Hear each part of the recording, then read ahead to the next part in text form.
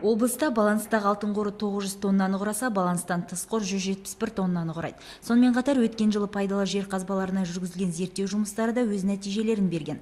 Геологиялық іздеу және бағалау жұмыстары 3 участоктықта жүргізілді. Нәтижесінде қор мөлшері анықталды. Ал 2013 жылы жоспар бойынша 2 нысанда геологиялық іздеу және бағалау жұмыстары одан әрі жүргізілмек.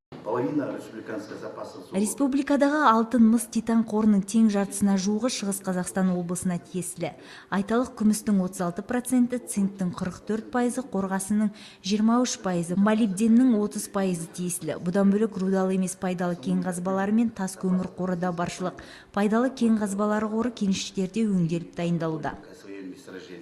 Ал гидрогеологиялық барлау жұмыстарына келер болсақ, мемлекеттік ақбұлақ бағдарламасы негізінде өңірде 2012 жылы 33 ауылдық жерлерде гидрогеологиялық барлау іздеу жұмыстары қолға алынған. Оның нәтижесі 2013 жылдың соңында белгілі болмақ.